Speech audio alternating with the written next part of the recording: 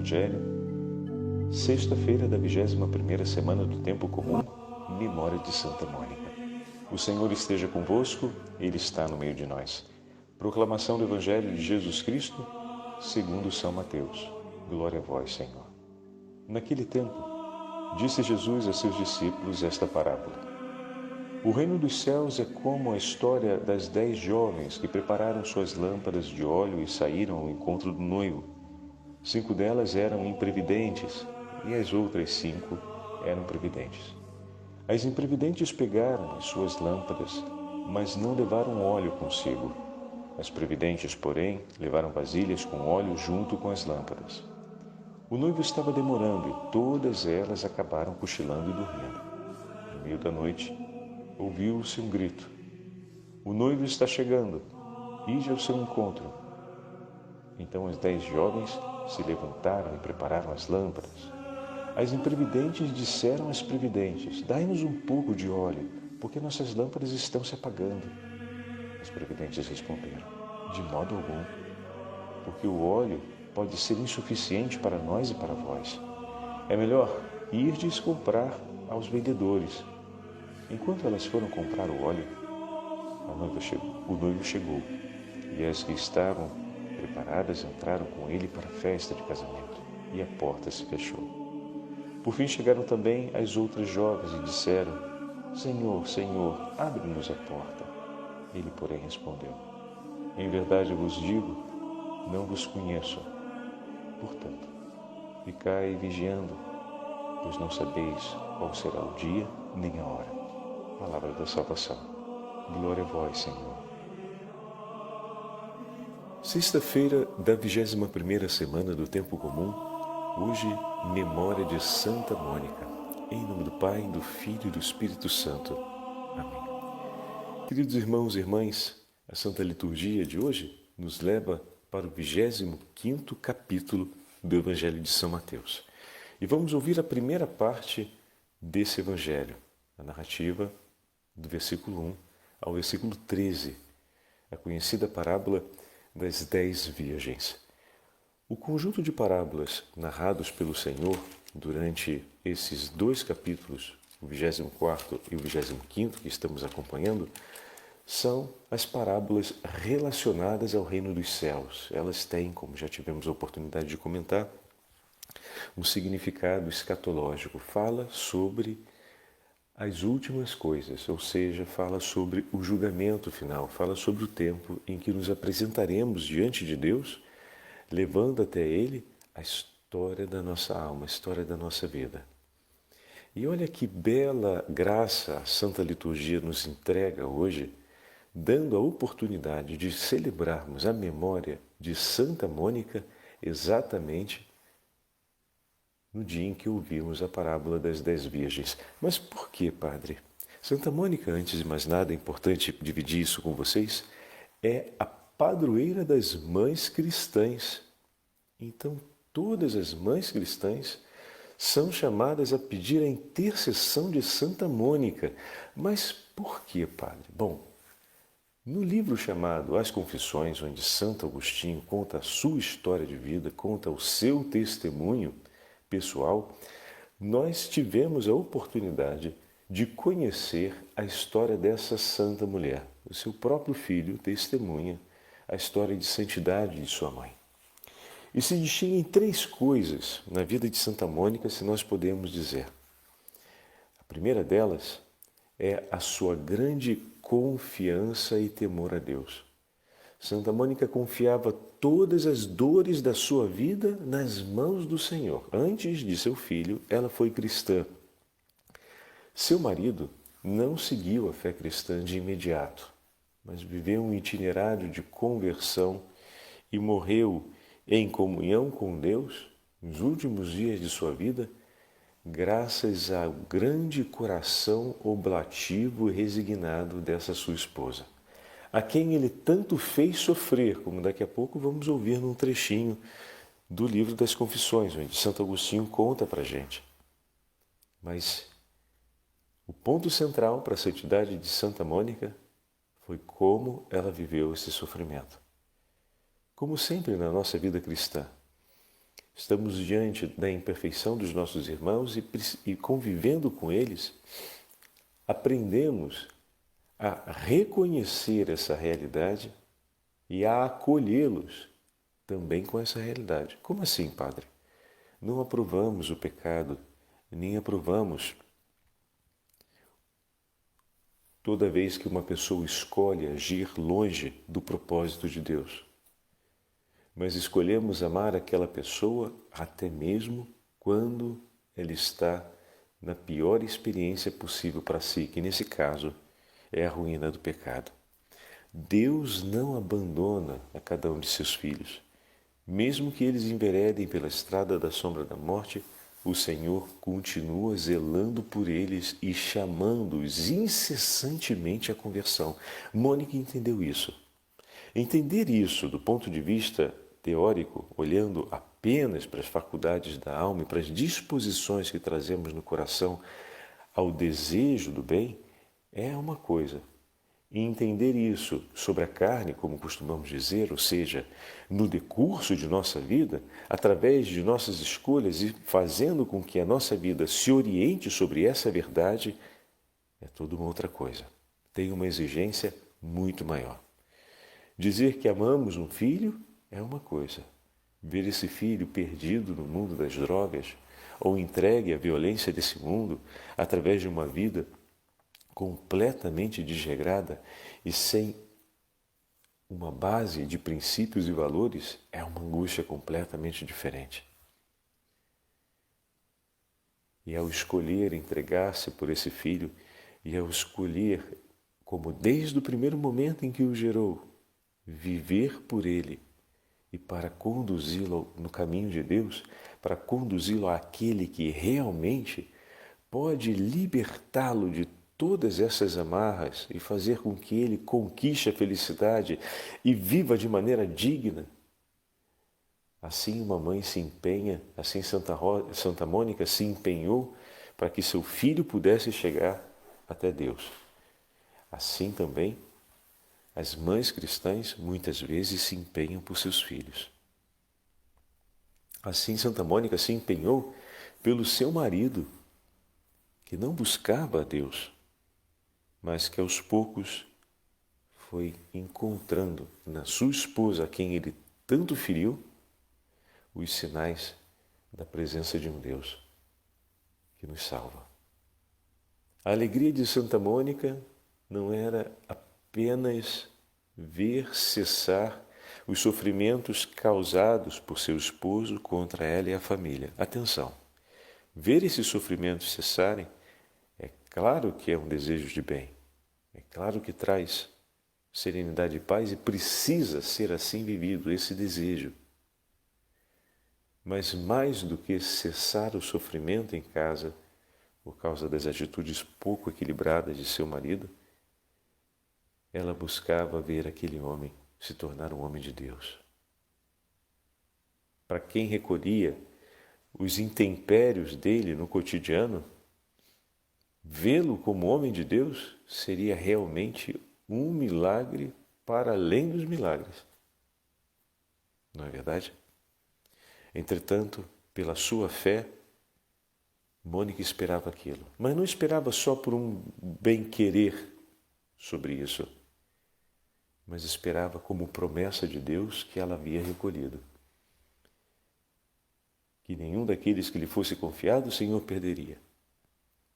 Então Mônica lutou arduamente para que Patrício fosse tudo do Senhor e confiou diariamente o seu esposo ao Senhor nosso Deus, de maneira que Cristo de fato não o perdesse. Mônica se associou tão intensamente à promessa do Senhor no Evangelho de João que ela mesma se fez promessa viva por Patrício. E foi por ele, Cristo, que se entrega e se imola pelo perdão de seus pecados, pela sua salvação. Essa, meus irmãos, é a expressão de amor, a expressão de caridade mais bela que nós possamos conhecer. Então esse foi um ponto que marcou a vida de Santa Mônica. O outro ponto que marca a vida de Santa Mônica, além da sua confiança em Deus e sua fé, é aquilo que hoje, e que se soma ao que acabamos de falar, a parábola das 10 virgens nos mostra. Como assim, padre? Santo Agostinho irá comentar e nós vamos ver o comentário que Santo Agostinho faz a essa parábola. Ele faz um comentário com uma abordagem, conforme o Senhor nos fala, escatológica de todo. E é muito significativa, simples, para muitos original, porque talvez não tenhamos ouvido com esses elementos a composição que faz Santo Agostinho da interpretação da parábola de hoje. Mas o ponto que Santo Agostinho menciona na parábola, e que de fato assim o é, o óleo que levam consigo essas virgens é o óleo da caridade. É o óleo que acende a lâmpada da fé. É o óleo que, colocado dentro da lâmpada, arde e se transforma em luz e calor para todos aqueles que estão à sua volta. Assim também é a caridade no coração do homem, que quando irá se apresentar diante de Deus no juízo, a sua lâmpada da vida brilhará, porque tem em abundância ali o óleo da caridade. Os louvores que vêm da aclamação por Cristo ter triunfado nas escolhas daquela alma. Olha que forte! Isso é a caridade. O que é a caridade então, Padre? É o triunfo de Cristo sobre as escolhas do teu coração. Toda vez que escolhemos Cristo, estamos vivendo a caridade.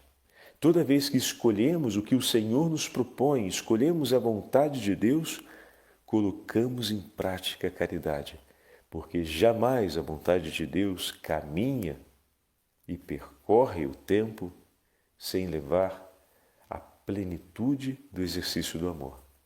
Então, se nós escolhemos com Cristo, vamos viver e vamos oferecer a caridade. Vamos realizar as obras do Senhor. Vamos viver unidos a Ele, que é o amor perfeito do Pai, revelado ao mundo pela nossa salvação. Então, dessa forma, o amor perfeito de Deus se revela através dos gestos e da vida de Santa Mônica em favor da salvação dos homens que estão à sua volta, a começar por seu filho e seu marido.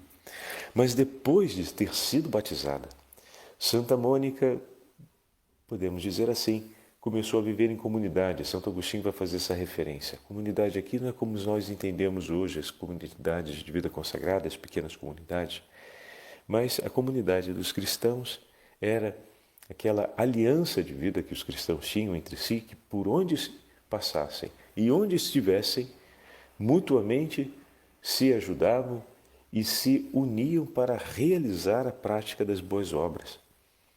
Então, por exemplo, vamos ver que Santa Mônica falece em Ostia, que é a região litorânea aqui de Roma. Saindo das terras da Tunísia, de Tagaste, onde nasceu, Mônica depois, com o tempo, passa a residir em Cartago e também nas proximidades daquela que será a diocese de seu filho, Hipona. E posteriormente, com a vinda de Santo Agostinho para Roma e a sua ida para Milão, Mônica segue os passos de seu filho depois de sua partida e consegue dessa forma acompanhar o seu caminho de conversão por um tempo, enquanto está em Milão e ouve as palavras de Santo Ambrósio e acompanha, ele era professor de retórica, Santo Agostinho, a vida exemplar desse grande bispo Santo Ambrósio, que marcou a história de Milão. E se convertendo e sendo batizado, quem um dia tiver a oportunidade de ir a Milão em visita e peregrinação, debaixo da catedral tem ainda o batistério. A catedral, a famosa do Duomo, foi construída, como sempre, sob as ruínas da igreja precedente. Então, a primeira igreja paleocristiana, a igreja dos primeiros cristãos, foi depois demolida, feita uma outra maior, e depois demolida e feita uma outra maior. E dessa forma foram respeitados os lugares, as marcações, sobretudo tantas vezes da posição do altar, da posição do batistério, e a igreja nova vai sendo construída sempre sobre a anterior. E dessa forma, no subsolo da basílica, as escavações arqueológicas trouxeram à luz o batistério, em que Santo Agostinho e uma legião de homens e mulheres foram batizados pelas mãos de Santo Ambrósio. É de uma beleza única e de uma emoção também sem igual. Poder estar no lugar onde Santo Agostinho foi batizado, onde Santo Ambrósio levava cada um de seus filhos, cada um de suas ovelhas, ele que era pastor de um grande rebanho, para ali dar a eles a vida nova. Então, quem tiver a oportunidade de ir lá vai poder ver isso. E também, obviamente, temos na internet também essas fotos, mas estar no lugar nos traz uma experiência muito particular e muito intensa também. Ontem, por exemplo, tive a oportunidade de ir, dia de Seferino, o Papa que recomeçou, que deu início ao cuidado das catacumbas. Tive a oportunidade de visitar a catacumba de São Calixto e realmente é de uma grande emoção. Hoje as catacumbas não têm mais a relíquia dos mártires, porque foram todas retiradas a pedido do Santo Padre e foram levadas para um lugar seguro para evitar os rapinadores e aqueles que iam para lá, os caçadores de tesouros e caçadores depois de relíquias para vender de uma maneira escusa no mercado. Então, estar naquele ambiente e andar pelos lugares onde nossos irmãos mártires foram sepultados, estar na capela onde 8 papas foram sepultados, dentre eles o próprio Sisto II, pois a capela foi feita para acolher o corpo do Papa Sisto, que meditamos no dia 7 de agosto a respeito de sua morte. O Papa com quem São Lourenço era diácono. E ver a tumba do Papa Sisto. E também ter ali a tumba de Santa Cecília e poder ver o lugar onde seu corpo ficou por um longo período antes de ser trasladado para a basílica que foi construída em sua honra, e poder ouvir a história de Santa Cecília, a história de Sisto II, e acompanhar também a delicadeza como tudo aconteceu. Ver como os primeiros cristãos ornavam as lápides que seriam colocadas na frente do túmulo de seus entes que foram mortos pelo nome de Cristo. Ver as tumbas pequenininhas, muito miudinhas, que os cristãos faziam para sepultar as crianças, cuja taxa de mortalidade infantil era elevadíssima. E na região próxima às catacumbas, que era a região onde muitas vezes se lançava também parte da sujeira, lançavam o corpo dos neonatos mortos por causa dos problemas de nascimento e das crianças, sobretudo aquelas com menos de 5 anos que faleciam. Com muita naturalidade, costumavam não sepultar essas crianças, mas abandoná-las à beira da estrada em um lugar que fosse como uma grande cloaca, um lugar onde se deixava o lixo urbano. E os cristãos iam ali com todo amor e com todo cuidado e recolhiam cada um daqueles corpinhos e davam a eles uma sepultura digna.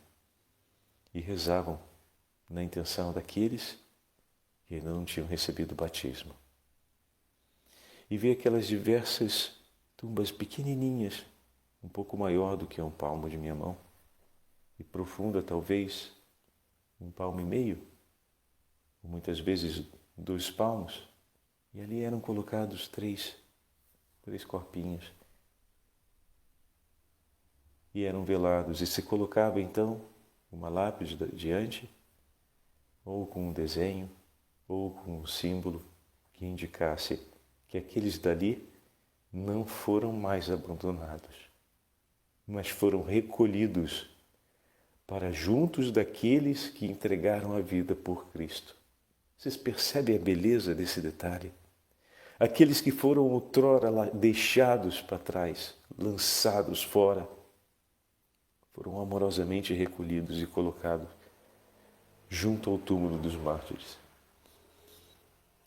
E ver que esses túmulos pequenos eram construídos exatamente na linha onde estavam os túmulos daqueles irmãos com maior notoriedade no martírio, é realmente de uma emoção enorme. Porque Cristo não os abandonou. Eles que outrora foram lançados fora, encontraram um lugar ao lado dos santos. E ali foram levados pelas mãos que amorosamente os encontraram e os tomaram para si. A partir do momento que você pega, se torna seu, na tradição antiga românica. Tinha sido abandonado. Então, quando você coloca as suas mãos, se torna seu. E aquilo que outrora tinha sido marcado de morte e abandono, agora é tomado por mãos que amam, que não conheceram a história, mas que reconheceram a dor que se fez e que aconteceu sobre essa história. E tomando essa dor nas mãos, em oração, levou a memória daquele que ali estava e que ali havia sido abandonado para junto da comunidade dos cristãos. Essa é a comunidade dos cristãos dos primeiros séculos. Que no silêncio e meio à perseguição, vocês têm ideia do que é isso? Estava acontecendo uma perseguição feroz nessa época. E aqueles homens e mulheres com o coração cheio de amor caminhavam juntando aqueles que tinham sido abandonados para dar a eles uma sepultura digna. E a Sagrada Escritura nos fala com tanta beleza no livro de Tobias a respeito disso, e todos os livros sapienciais vão falar a respeito disso, a respeito desse ato de amor, desse cuidado com o corpo dos mortos, daqueles que foram deixados para trás e dar a justa sepultura. Essa é uma das maiores obras de misericórdia. E colocando a vida em risco, andavam ali para recolher cada um daqueles que foram deixados, para dar a eles um lugar ao lado dos santos. Assim Deus recolhe com o sangue precioso de seu Filho todos aqueles que foram deixados sobre a sombra da morte, para que tenham um lugar ao lado do Cordeiro imolado no reino dos céus. Assim Santa Mônica vivia em comunidade, assim os primeiros cristãos viviam em comunidade, e esse é o outro elemento que marca a beleza e a abundância do óleo da lâmpada dessa santa mulher. Dessa mãe cristã, que, como Santo Agostinho vai dizer, zelava de amores maternos, não só por eles que eram filhos, mas por todos os membros da comunidade cristã, rezando e cuidando de cada um deles como se tivesse gerado a todos em seu ventre. Eis a beleza da fé cristã, que transforma e alarga e faz crescer todas as virtudes humanas e que faz o coração materno se tornar um coração para todos, à altura da maternidade do coração de Deus. A outra virtude dessa mulher era a sua grande humildade, em querer para si somente o que fosse de Deus e de entregar tudo de si nas mãos do Senhor. Não poderia ser grande na caridade aquela que não soubesse ser pobre de espírito e humilde. Pobreza espiritual, hein? Não pobreza como escassez de virtudes, a pobreza espiritual. Tudo ter, para tudo entregar por amor a Cristo. Então não poderia ser grande na caridade aquela que não vivesse intensamente a pobreza espiritual e a humildade. E de fato, as palavras de Santa Mônica, seu filho, nós vamos ouvir já já, são realmente muito tocantes. Para poder entrarmos nos textos agora, eu queria começar dividindo com vocês o comentário que Santo Agostinho faz ao Evangelho de hoje. Santo Agostinho nos apresenta o Evangelho de hoje com essa leitura própria escatológica da seguinte forma. No meio da noite ouviu-se um brado. Este brado é aquele de que fala o apóstolo São Paulo. Num instante, num abrir e fechar de olhos, o som da trombeta final, pois a trombeta soará, os mortos ressuscitarão e incorruptíveis, e nós seremos transformados. 1 Coríntios capítulo 15. E que acontece depois, se ouvir este brado que soará ao meio da noite? Bom, vejamos. As virgens levantaram-se. Assim houve o brado, o esposo está a chegar.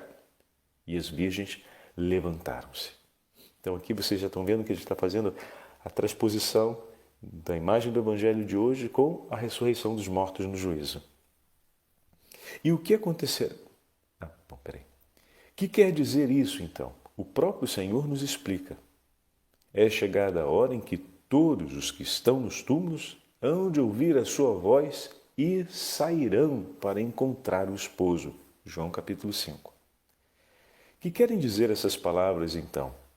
Não levaram azeite consigo. Bom, consigo quer dizer no seu coração. As virgens insensatas que não levaram azeite procuravam agradar aos homens pela sua continência e suas boas obras aos olhos deles, simbolizadas pelas lâmpadas. E como o motivo de suas boas obras era agradar os homens, não levaram azeite consigo depois que dormiram o sono da morte. Vós, porém, levai azeite convosco, levai-o no vosso interior, onde penetra o olhar de Deus. Trazei aí o testemunho de uma boa consciência, de uma vida que ricamente na caridade abundou dos dons de Deus, recolhendo o mais puro azeite. Se evitais o mal e fazeis o bem para recolher lisonjas dos homens, não tendes azeite na vossa alma, pois tudo isso permanecerá aqui e não levará consigo em seu coração para o juízo e para a eternidade. Antes dessas virgens terem adormecido, não está dito que as suas lâmpadas estivessem apagadas. Observem bem isso. Antes delas dormirem, as lâmpadas estavam acesas. As lâmpadas das virgens prudentes brilhavam com vivo fulgor, alimentadas pelo azeite interior, pela paz da consciência, pela glória secreta da alma, devido à caridade que a abrasava e que a vivera. As lâmpadas das virgens insensatas, antes de adormentarem-se, também brilhavam. E por quê? Porque a sua luz era mantida pelos louvores dos homens.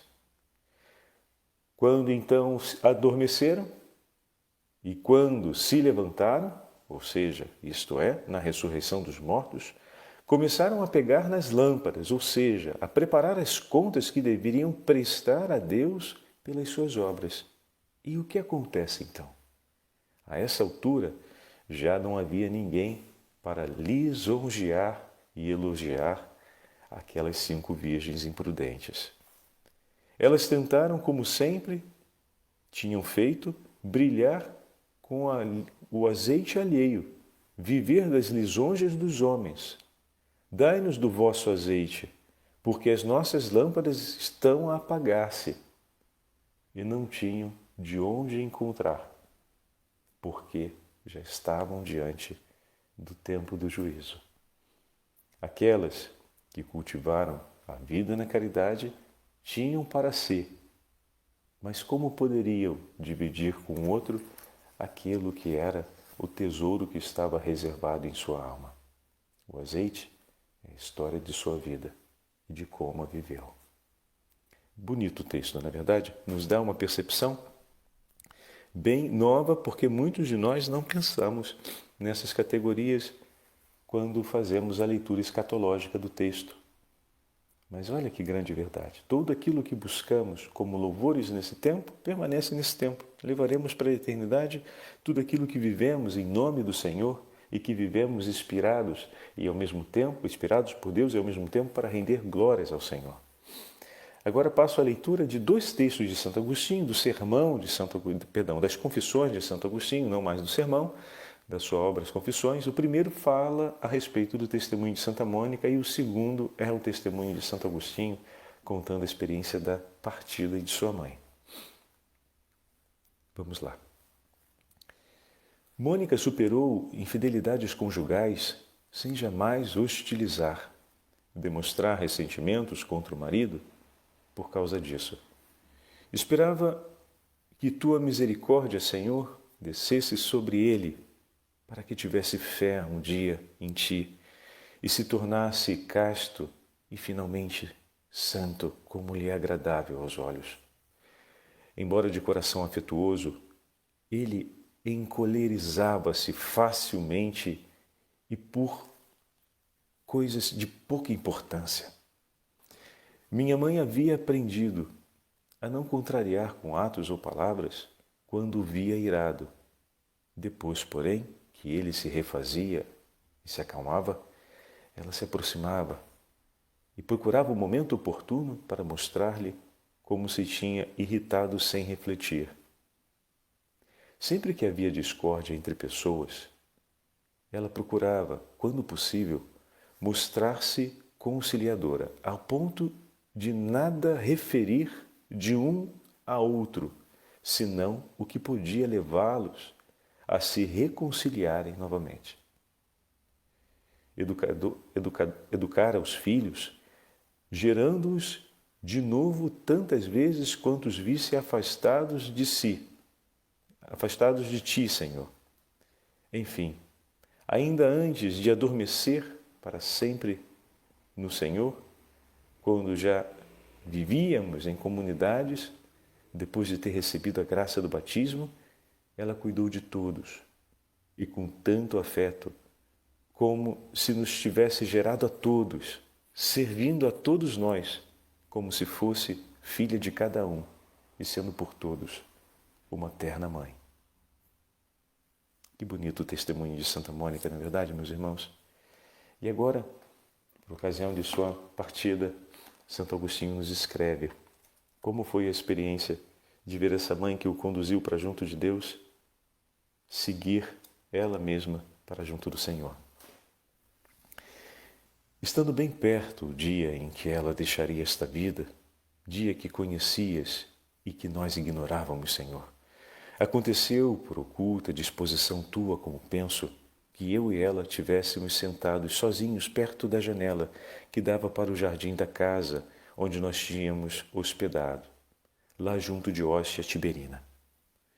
Ali, longe do povo, antes de embarcarmos, nos refazíamos da longa viagem vindo de Milão. Falávamos a sós, com muita doçura, e esquecendo-nos do passado, com os olhos no futuro, indagávamos entre nós sobre a verdade presente, quem és tu, como seria a futura vida eterna dos santos, que olhos nos viram, que olhos não viram, nem ouvidos ouviram, nem subiu ao coração do homem, 1 Coríntios 2, mas ansiávamos com os lábios do coração pelas águas celestes de tua fonte, fonte da vida que está junto de ti. Vocês estão entendendo? Mãe e filho sentados falando sobre as coisas de Deus, nutrindo um coração falando sobre as coisas de Deus, pensando no reino dos céus, recordando o testemunho dos santos. Olha aí aquilo que nós falamos constantemente nas nossas meditações, como é importante para nós, como é importante cultivarmos em família esses momentos. Santo Agostinho está narrando aqui, está vivendo. Não sabia que eram os últimos momentos de sua mãe e estava ali vivendo exatamente essa passagem de conversar sobre as coisas do céu. Continuando. Eu dizia essas coisas, não deste modo, nem com estas palavras. No entanto, Senhor, tu sabes que naquele dia, quando falávamos, este mundo foi perdendo valor junto com todos os seus deleites. Então disse ela para mim, meu filho, quanto a mim, nada mais me agrada nesta vida. Que faço ainda e por que ainda estou aqui, não sei. Toda a esperança terrena já desapareceu. Uma só coisa fazia-me desejar permanecer por algum tempo nesta vida. ver-te cristão católico antes de morrer. Deus me atendeu, meu filho, com a maior generosidade, porque te vejo até como seu servo, desprezando a felicidade terrena. O que eu faço aqui, então? O que lhe respondi, não me lembro bem. 5 dias depois, talvez, ou não muito mais do que isso, caiu minha mãe com febre. Doente, um dia, desmaiou, sem conhecer os presentes que estavam à sua volta. Corremos para junto dela, mas recobrando logo os sentidos, viu-me a mim e a meu irmão e disse-nos, como que procurando algo semelhante, onde estava eu? Em seguida, olhando-nos, opressos pela tristeza, disse, sepultai vossa mãe. Eu me calava e retinha as lágrimas dentro do peito. Mas meu irmão falou qualquer coisa assim que seria melhor não morrer em terra estrangeira, mas na pátria. Ouvindo isso, ansiosa, censurou-o com os olhos por pensar assim. E voltando-se para mim, disse, vê o que ele diz. Depois falou a ambos, ponde este corpo em qualquer lugar, não vos preocupeis com ele. Só vos peço que vos lembreis de mim no altar de Deus, onde quer que estiverdes. Terminando como pôde de falar, em meio a tanto cansaço, calou-se e continuou a sofrer com o agravamento da doença. Finalmente, no 9º dia de sua doença, aos 56 anos de idade, e no 33º da minha vida, aquela alma piedosa que tanto me aproximou de Deus, santamente libertou-se do corpo e partiu para junto do Senhor. O Senhor esteja convosco, Ele está no meio de nós. Pela intercessão de Santa Mônica e pela intercessão de Santo Agostinho e da Beatíssima Virgem Maria, abençoe-vos o Deus Todo-Poderoso, Pai, Filho e Espírito Santo.